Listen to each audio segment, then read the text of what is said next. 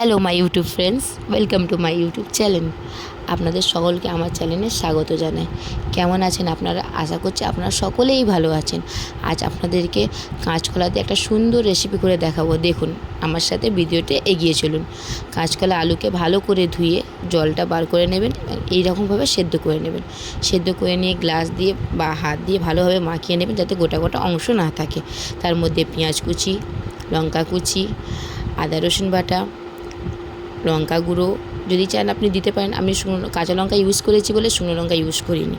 তার মধ্যে হলুদ গুঁড়ো, মরিচ গুঁড়ো, একটুখানি আদা রসুন বাটা দিলে স্বাদটা বাড়ে। কেউ আদা রসুন পছন্দ করে না বলে দিতে চায় না, সেটা আপনার উপর ডিপেন্ড করছে আপনি দেবেন কি দেবেন না।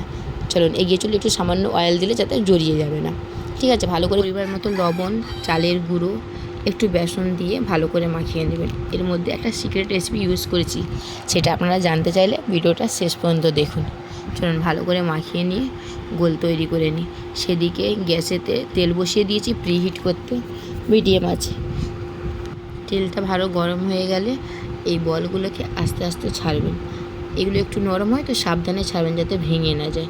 ভালো করে গোলগুলো তৈরি করে দেখেন, সামান্য মাত্র আলু আর কাঁচকলা দিয়ে এত সুন্দর রেসিপি তৈরি হবে। আপনি বাড়িতে যদি একবার বানান, আপনার বাড়ির সকল সদস্য বলবে যে আবার বানাও না, তাই না?